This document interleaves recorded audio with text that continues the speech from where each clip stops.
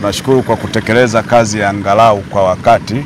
Sisi kitaalamu huwa tunasema kazi kama hizi huwa kuna ile substantial completion, yani kuna kazi unaona kabisa kazi kwa kiasi kubwa imeisha, hapa yanaweza kapita magari, kazi ile kubwa imeisha. Kuna zingine ndogo ndogo anaendelea kuzimalizia, na tunaamini kwa hizi siku 5 zilizobaki na hii kasi inayoonekana alionayo hapa ya kutengeneza mifereji, ya kujenga mifereji, basi tuna imani atakamilisha.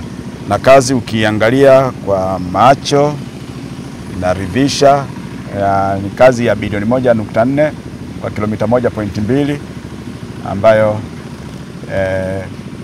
ukiangalia maeneo haya udongo kuko chini sana, kwa hiyo amenyanyua sana tuta, kwa hiyo hata gharama yake inaonekana ni reasonable. Kwa hiyo sisi tunamshukuru tu mkandarasi kwamba aendelee kwenye miradi mingine anaweza kupata kupitia ofisi ya Rais TAMISEMI kwa TARURA, basi aendelee kuwa na juhudi na kufanya kazi kwa ubora na kukamilisha kwa wakati. Tofauti na makandarasi wengine ambao wanachelewesha, na tunaendelea tena kusisitiza makandarasi wengine wa Kitanzania ambao kwa kweli hawajafanya kazi na kuzikamilisha kwa wakati. Si vema waone kuna mkandarasi huyu mwingine ameweza kukamilisha kwa kiasi kabisa kwa wakati, kwa sababu bakisha kidogo tu na kazi ilikuwa ni kubwa. Kwa hiyo nasisitiza tu kwamba tuendelee, wenzetu makandarasi wengine waendelee kufanya hivyo, na mkandarasi ambaye amefanya kazi hii RABCO, mimi binafsi naibu katibu mkuu ofisi ya Rais TAMISEMI naye shughulikia miundombinu, masuala ya ujenzi, nimeridhika na kazi hii, na tuendelee kufanya kazi vizuri, tuboreshe zaidi. Naitwa Engineer Kibasa, meneja wa TARURA Pwani. Hapa tulipo ni ujenzi wa barabara ya lami kwa kiwango cha lami yenye urefu wa kilomita 1.2.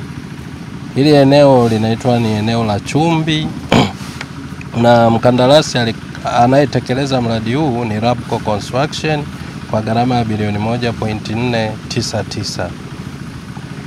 Mpaka sasa kazi imefikia wastani wa 95% katika hali ya utekelezaji.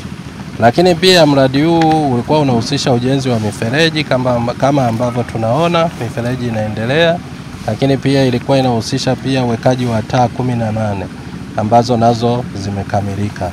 Na kwa kweli ni mkandarasi ambaye amejitahidi, anafanya kazi vizuri.